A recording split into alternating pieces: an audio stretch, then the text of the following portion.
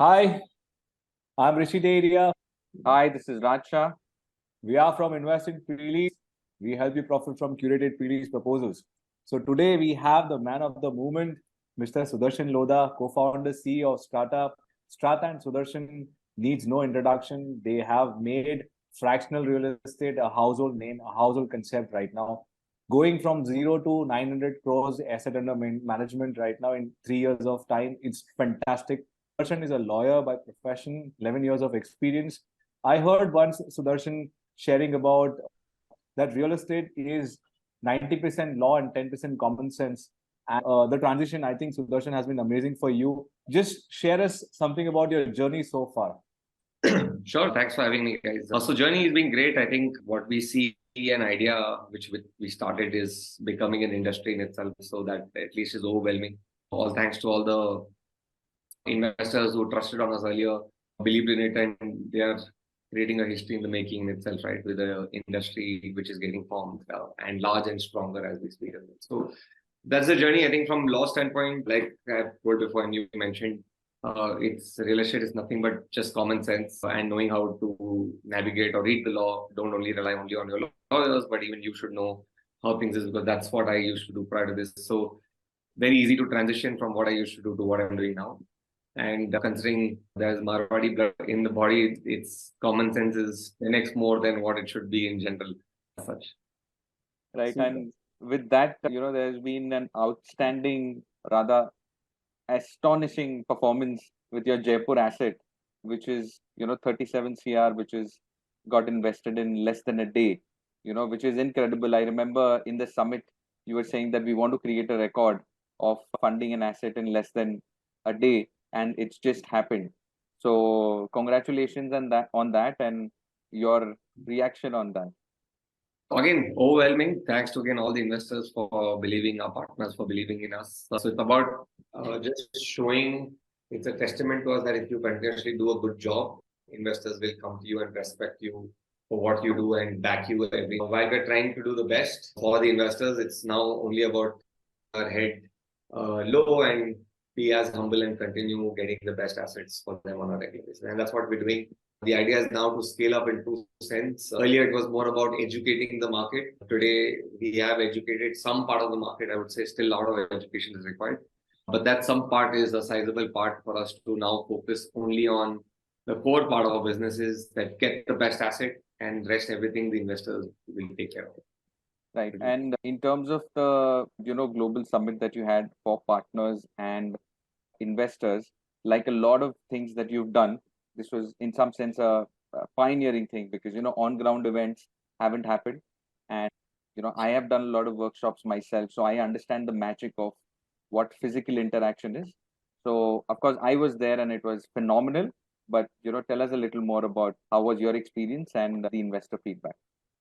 So very interesting. Like one of our investors actually flew down all the way from Europe just for the event, spent another couple of days, obviously made this event as a reason to come to Bangalore, did his other work and he left. But he said that, it requires a lot of guts for you to do that as such in general, because you making it a transparent platform, but now making it more transparent that please go and talk to each other about your investments, what you've done, because you're co-investors in all the assets together, and ask about your experience because we are asset managers. We know how to do our job and we want to continue excelling on our job.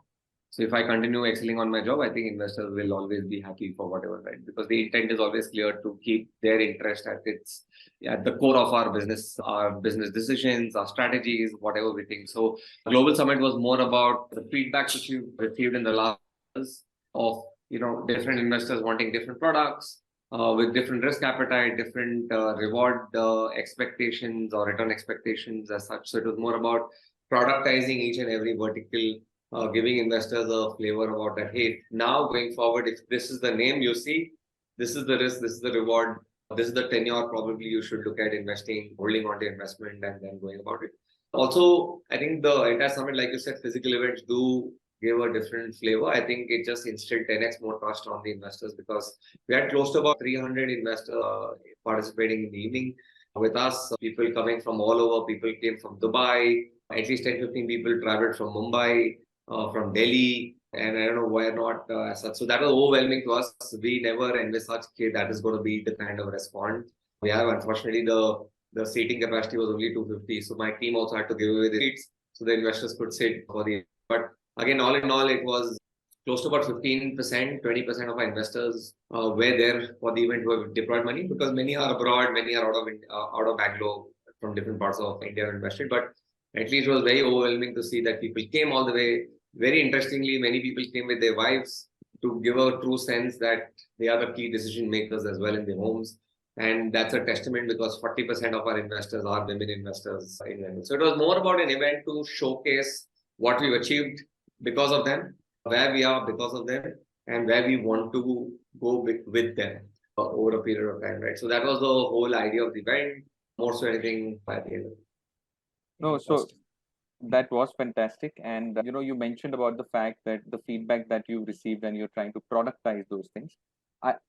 From just looking, because we've been interacting with you and the company and all of that, I think one of the key things that stand out is the fact that everybody in the company at all levels, he has a ear to the ground. They're willing to listen to feedback. And not just that, and then there's action taken, right? So just a slight deviation and, from Strata coming to the company in terms of the culture, how does one do that?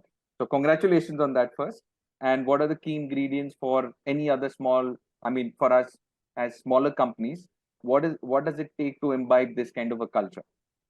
See, it takes a lot of effort, to be very honest, to build a culture. We have a chief culture officer also in the company whose job is only to engage, to ensure that the culture remains intact from a company standpoint. So one thing which is very important is about learning. We regularly have a lot of L&Ds in the company where people can keep learning about every stuff, how warehousing operates, how does a manufacturing industry operate, how does a pharma industry operate, or other investment products in general. So a lot of effort goes in, a very open, flat structure from that standpoint that, hey, anybody from the investment team can go and talk to the finance. Hey, how does Form 15GH work? You can ask as dumb questions as you want to for that matter, but they're always open for you to learn. I keep telling our folks as well that if you do decide to leave the company, go out and be an entrepreneur, don't go and take another job, because this is an opportunity for you to learn every department, how it functions, how it works. No restrictions at any given point of time. Yes, maybe during office hours might be a little tough. Post office hours, you can always go up, touch base with them, etc. Most of our folks, including me, we're all 30, 31 year old in the company. So a good emphasis is given more on ensuring we have a lot of fun as well. So the vibe is very important at the end of the day, right? Very colloquial way, bolte vibe. So that is very important for us. So right from a PlayStation room to regular parties, which we keep doing, our regular offsites, which we do every year, and we've elevated our offsite right from going in the first year in the outskirts of Bangalore to second year to Kurd, third year to Goa. Probably if we achieve our targets this year, then probably international, and want to continue scaling as such, which is important. But more in all, it's very important for the entire team to speak the same language, because everyone's intent is only one, to ensure that investors make money through our platform, right? I mean, no other emotions attached to the real estate, which we want to be very honest. A simple intent: can I make the maximum money for my investors here? Our capital is there to back a product like this, right? So that's how we look at it, and want to continue ensuring we keep maintaining the same scale. Very interestingly is today, when we started, we were 3-4 people. Today we're 82. Again, you can pick up the phone, whether it's an engineering guy, etc. Everyone more or less will speak the same tone in terms of what the vision of the company is, how they do it. We do calls for everybody as well, so that open forum, feel free to ask anything you want to. We have a founders clinic where if you have anything which you don't want to speak in the open forum, but you want to speak one-on-one, it can be complaining about a colleague, it can be complaining about your manager, or some personal issue which you want to have a year with. Use the founders clinic as a mechanism for you to come and talk to us as founders and see if we can help you resolve something like that. So a lot of the things people engage on a regular basis to do it. We have a flex benefit policy. So, people buy iPhones, it's 40% lower than the market price for them if they use the flex benefit policy.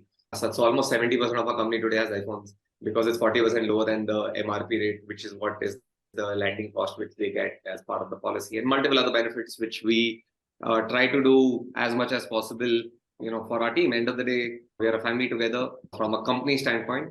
and want to ensure if there's any benefit we can always pass on, we should always continue passing. Fantastic. So I think I can vouch for one thing. The Strata HQ definitely has the vibe because I and Raj have personally been there while it was in the making. And I think I look forward to at least have one round of that PS room, PlayStation room. Sure. Next in Bangalore. Super. Fantastic. So coming back to the business thing, Sudarshan, I mean, I can definitely vouch for your office. It has definitely has an amazing vibe because I and Raj have been personally party to that while it was in the making. So looking forward to have that one PlayStation session with you out there. But bringing to one question, which I'm sure you particularly would be getting across all the platforms from all the investors, because that's what one question we also receive while we are interacting with the investors is about exit. This has been something that has been talk of the town for Strata because people are now looking at some exit or some sort of return or capital confidence or whatever. So what's your take on it and how do you look at it?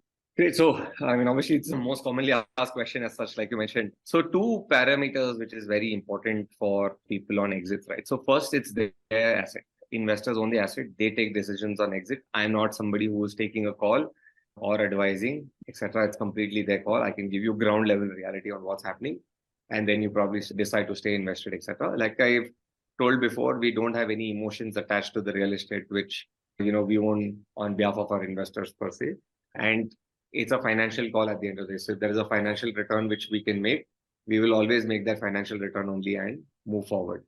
The second point is generally about exits, right? It's a function of real estate is also a function of compounding of wealth, or the rule of compounding itself is how real estate functions. So we've heard in the past, our parents in parties, in functions, even to you probably told, I invested 5 lakh rupees, it's worth 10 crores rupees right now, etc., is because they didn't sell. That's how real estate functions. It's also like a stock market. As Infosys, if you invested at 10 rupees, you say, 20 ho gaya, let's exit. But look at it right now, it's 3,000 bucks, right? So that's how the compounding of real estate works. We have assets which have 5-year, 10-year leases and lock-ins. You've almost recovered your principal amount during that duration. And it's only going to keep compounding more and more, especially now with more urbanization happening. Land is always going to be a scarce, especially in the cities. So the kind of value you're going to see in the next 5-10 years holding period is going to be more than anything. And then probably might flat out, right? So holding on to it, to your investments is very critical. That's how real estate. And we very vocally tell our investors again and again in our webinars everywhere that if you don't have a 5 to 7 year minimum investment time frame, this is not meant for you. Right. So if people who invested 1 year, 2 years and say, exit karna hai, question to them, why did you even invest with us? It's not worth your time. We don't want to, entertain that kind of investment at the first place because they're not going to do justice to their investments, which they're making with us. The real mark to market of a real estate or the real market valuation, it takes 5 to 7 years or a 7 to 10 year duration. 2 years where what life has changed, unless suddenly a metro has been announced and there's a big spike in your property, that's an outlier always, right? But not every property is going to see that kind of outlier infrastructure growth or any kind of a huge boost to the values as kind of asset. So that's how we also tell investors that if you don't have a long-term mindset or you need this money in the next 3 years or a 5-year duration, please don't look at investing because this has to be this long-term investment the way you would do it. So end of the day, it's a real estate product. It's just that it's masked into a financial instrument, but it has 100% attributes of how real estate functions and how it works, right?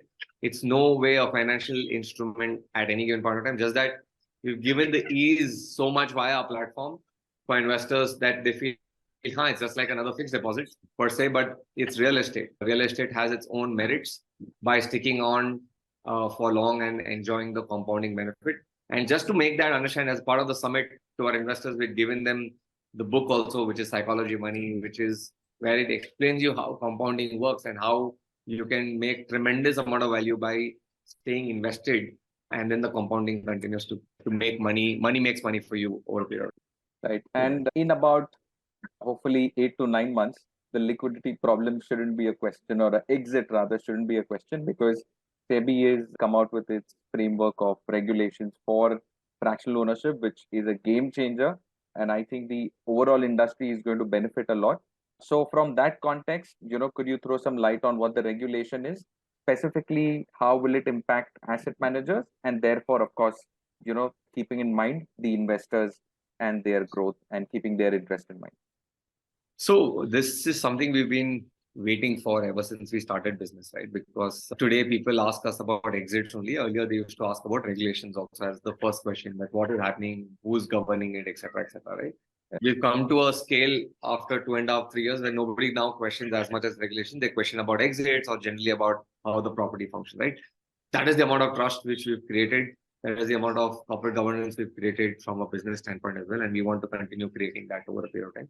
So question is that when a regulator is finally seeing that, okay, we're ready to regulate this industry, is for two reasons. First, they feel this is going to be a large industry over a period of time, because for any regulators, it's considerable amount of time for them to invest to just create laws if the industry itself is not going to exist, or if they don't feel this has value in it. As such, we've demonstrated almost crores worth of portfolio, and I think overall industry is about 2,500 crores.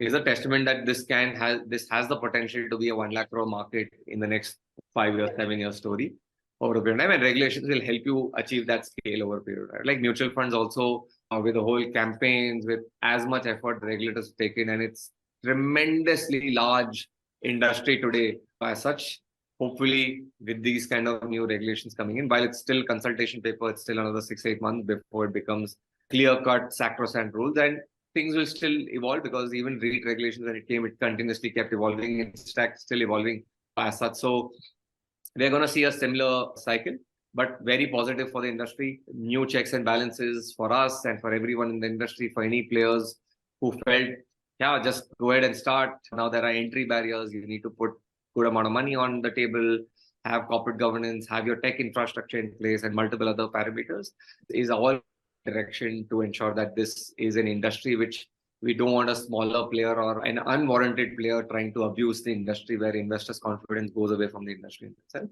Real estate is the largest asset class in India. This is just one step away to ensure that the entire industry moves in the right direction. And this is what is going to happen to every other sector, right? And it's happened whether it's logistics, the way startups came, transform the logistics, insurance, the way Transform came. Let's take like a company like Acco, Go Digit, buying a car today vis-a-vis from your incumbent dealer to now, there's a difference of close to 60%. For this 50 to 60% discount is what you get. Again, similarly, people are wanting to go and transact real estate also through platforms who have high corporate governance, high standards, good track record. I think that's going to be the big game changer now. People are going to now have an ability, with regulators coming in, to track the track record of each and every investment platform has made as well.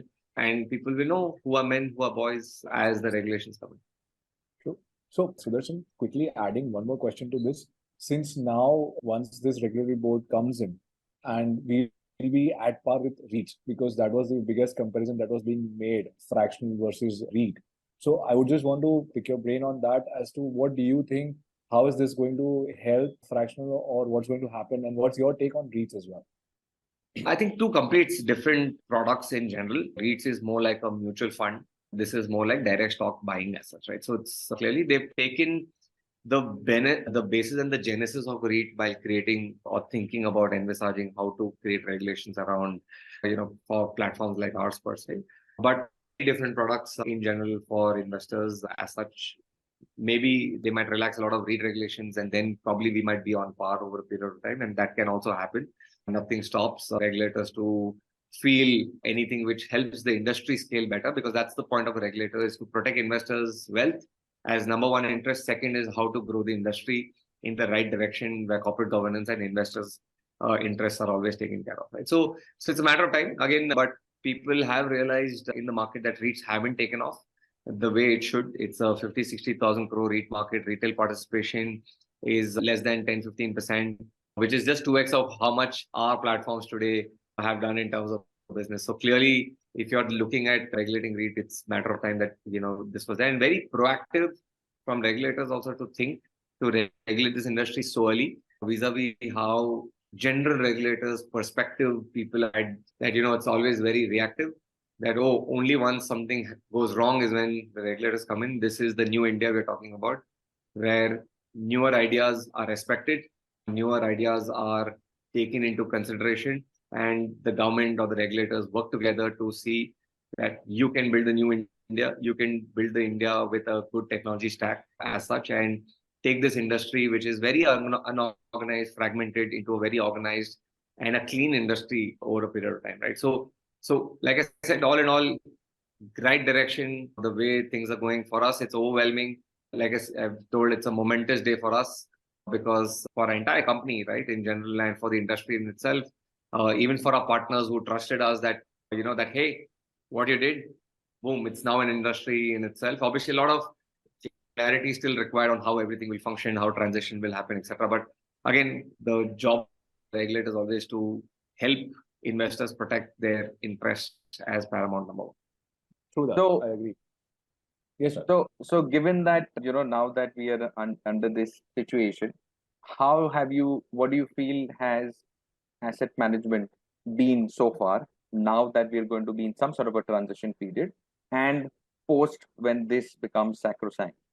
So how would you describe your journey and what do you foresee in the future?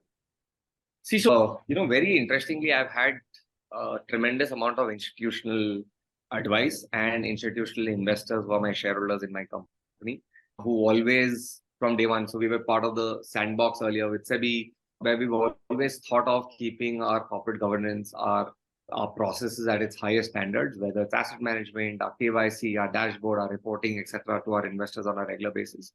This is now going to push us to do even better in terms of more transparency, more reporting, more disclosures to investors. End of the day, it's their property, their company. Why am I disclosing or not disclosing any information? And unfortunately, many other platforms have not been as transparent or have not disclosed all the material information to investors. I think this now will ensure that everyone's on the same page. I told you, right? Like now, men and boys, there will be a clear distinguish as such, and this is definitely a great parameter. So from an asset management standpoint, our headache in terms of compliances will go up. But again, the compliance is more for investors in terms of their more transparency, a more scalable industry in itself. And again, for their confidence and trust, which is important. So, for me, it's more a welcoming thing that, okay, we should do more compliance, we should do more reporting, good for us. But we've always equipped ourselves with technology in a large way, even including, let's say, DMAT for that matter. We've already integrated with multiple players for investors who don't have. We knew for a fact, in our interactions before, that this is going to happen sooner or later. And no regulator is going to keep everything unlisted. They would want to keep everything listed as such. So we've already been prepared well in advance, have our infrastructure in place. So it's all about just going live with matter of week, and we can transition out very, very soon, per se. So while there is a talk that do we need 6 to 8 months in terms of transition, maybe another 2 months, 1 or 2 months, once we have full clarity itself, is more than enough for us at least. While the industry might require 6 to 9 months to transition, but we are way, way equipped in terms of our technology infrastructure for us to do this transition very, very smoothly and come out and start scaling up our businesses. One word comes to my mind for you, Sudarshan: visionary. You have that vision to envisage that this industry is going to grow to leaps and bounds, and that's the way you prepped up. Brilliant, super. With this, I would want to move to the next question. I think a lot of people would be more keen to understand what's happening at Strata. What are the opportunities that are in pipeline? What can we look about? What can we look from Strata's table? What's coming up next? So we've been gung-ho from day one about industrial and warehousing assets. So that's going to be the core focus. I think office assets are going to have a tremendous amount of demand in the next 4 to 5 years from a duration standpoint. It's a short-term phenomenon where people are saying, oh, no one's going to office, people are letting go. Ground reality is very, very different to what you hear in the market. And these are driven by a lot of tenants who do it purposely so that they can arm twist the landlords, per se. In fact, during COVID also, that was a situation. A very large IT company rolled out that we are going work from home completely. We'll let go our entire office space. Turns out they didn't let go anything. It was more a tactic to negotiate with owners like ours for better rental, etc.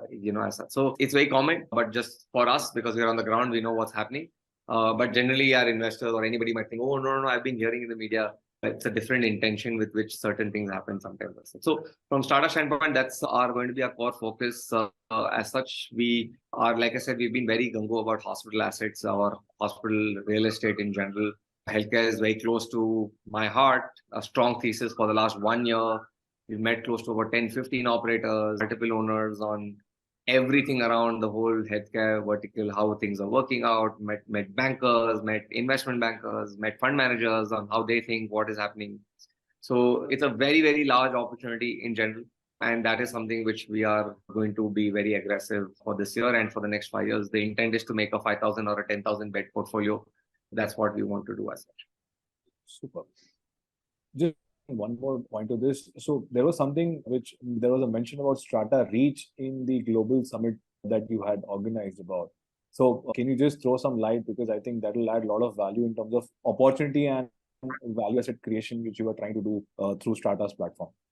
So there are two parts of the thing. One is Reach and the other one is Circle. So Strata Reach is a thing. We have a lot of partners who work with us in terms of bringing assets, etc. Some bring land, some bring tenant to us, etc. So the idea is that can we make a platform where we can curate something again, where partners can trust us, because our intent is only one, to make money for everybody as such. So that is a part of the Reach where we are just saying that if there are two partners who probably don't trust each other or have issues that, oh, you may steal away the client or you may take away the asset from me, etc. We are trying to be that body for you, where as a catalyst we'll work, ensuring both the interests are taken care of, and we'll go about acquiring a particular property or creating or curating a particular asset as such.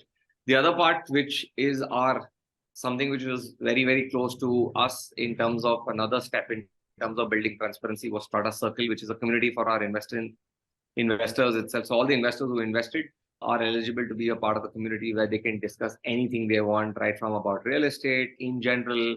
Let's say a new developer launched a new property. How should I go about it? What are the trends about the micro market? To investments in general, how does mutual funds operate? Which are the best mutual funds? Which are great fund managers to back? Anything and everything about real estate. We've realized that the people who are investing are the who's who of India. And if I can create a platform where the who's who of India can also talk to the who's who of India in terms of what they do, how do they think, what are the practices they follow, what are the strategies they follow in terms of their personal wealth or personal finance, etc. We're just creating a platform for them to negotiate, to discuss and to learn from each other and benefit and end of the day for each other. So that is one of the things. Part of that, we also do Strata Ref Checks, which is part of Strata Scout, where whenever we roll out any asset, we use this, again, our platform, to do a check within our community about a tenant. Is he a good tenant? Does he pay rents on time, etc.? Because our investors, like I said, are who's who, and they know who's who. So today it's a point where if we want to reach to the Prime Minister of India, I know our investors community is so strong that their network, we can reach the Prime Minister of India, right? So that's what we're saying, that the community is so strong. These are CXOs of large companies. We want to use this platform to do solid data-led investment decisions, while we use a lot of data in terms of pricing, leasing, etc., lease benchmarking. But knowing insights about a particular tenant, about the industry, gives us close to 95% data-led investment decision, 5% gut call, which you have to take that common sense. But the 95% which is data-led at least allows me that I can sleep peacefully at night. I know, because our investments are secure. Super insight. Super insight. That's exciting, and I think we are looking forward for that. So if you can just guide us and to one more thing, that is, with this, I think I'm sure you would be encountering a lot of challenges as well. So as a company like me and Raj are running, there are so many people who are looking up to you as a CEO who's running a company as well. So what kind of challenges you are facing right now to scale, and how are you encountering them, and how are you trying to figure out a work around them?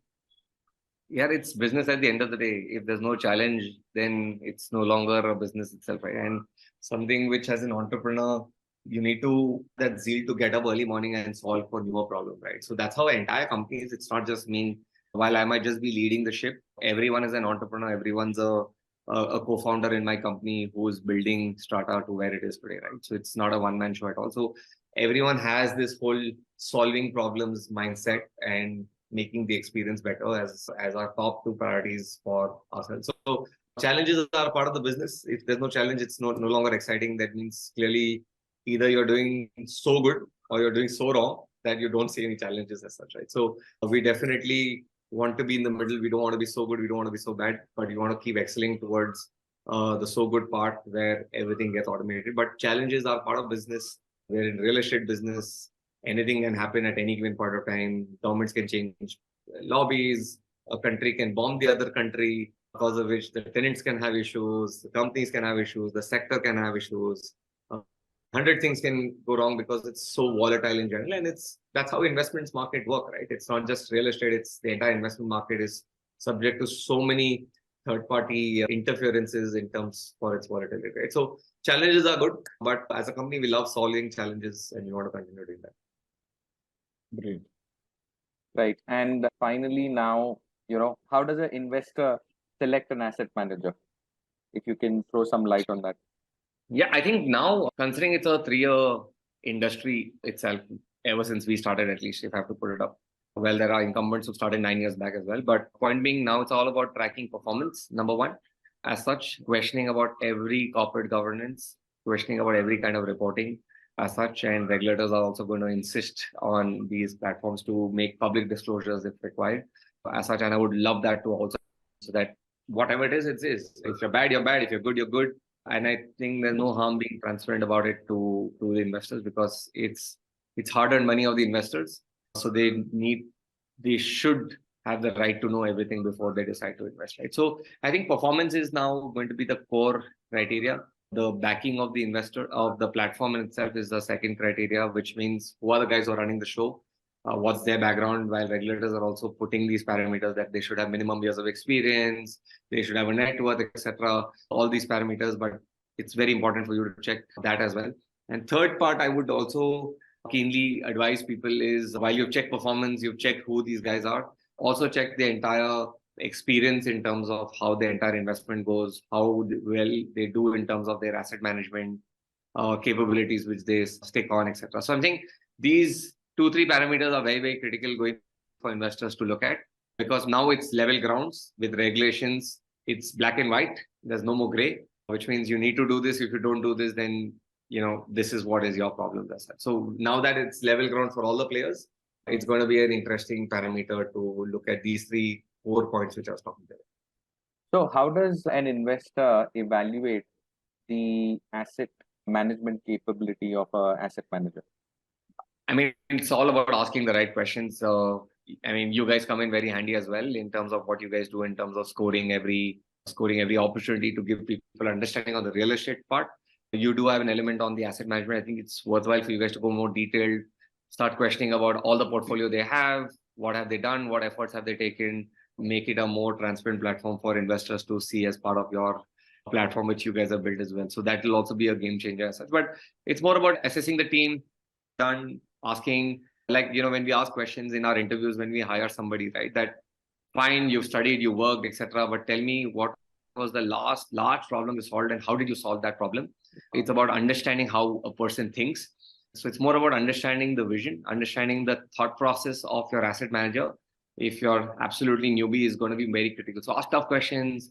Ask, is property ka kya price rehna chahiye, as a basic question itself, as such, in a market which can be your property. So think and see if the asset manager can give you the right price, or is he giving you random pricing? So you get to understand the psyche of your asset manager is going to be a very critical. Okay. And how do you see the role of advisors like us changing now that regulation is going to come? How do you expect it to change? And how, as an asset manager, what is it that you're looking at from advisors? Honestly, we've educated enough. We always ensure that no mis-selling happens at any given point of time. So again, this is one point which is not mentioned as part of the regulations consultation paper as of today, but something that's very critical is who are the kind of guys who can partner together and work together to build this industry in itself. So again, these are certain questions which we'll get to know in the next 3 to 8 months or 9 months duration before full-fledged regulations are out. But again, the idea is that no mis-selling. That's the only important. Even the partners or the advisors should only have one parameter, which is taking care of your investors' money and wealth, right? Because we as a platform also carry your reputation. If we do a bad job, then we are screwing your reputation as well. So as advisors, we've been very clear, don't have a transactional mindset, have a long-term mindset. If you consistently make money for investors, he'll come back to you and give you 10x more for you to manage and keep taking investment calls for them. Okay. So this was a very insightful session, and your clarity of thought and your ability to execute all that you have in your mind and the feedback from all the interactions that you get is incredible. And so we are very excited that now that the dynamics of the industry are going to change, I think there is so much room for growth, and we are very excited. We are all going to be together as part of the journey. And any last words or closing note? Sure. Thank you, firstly, guys, for having this. Continue doing your great job, what you guys have been doing. Even you guys are setting on a lot of fiduciary responsibility on making things operate the asset manager completely, go deeper, intersect him, and give out the the real picture to the investors. Good, bad, whatever. It's the call of the investor at the end of the day. But whatever you guys do, continue doing a great job. I'll just leave with a thought which is there. You did brought about execution as such, right? So is knowledge power? Most of us think yes, knowledge is equal to power. It is not. Execution of that knowledge is what is power, right? To lose weight, you need to stop eating junk, get up early in the morning, do yoga, etc., etc. But do you do it? No, you don't do it, right? So it's a matter of time for all the platforms with regulations coming. While you knew this is the right thing to do it, this is the kind of disclosures I should have made, these are the ways I should have run the business. But now with this, it's about execution of that knowledge, which is going to be the most powerful tool. True, absolutely. With that, thank you, Sudarshan, and we'll hopefully have another session soon. Awesome. Yeah, post the regulations. All right. Thank you. Thank you. Thank you.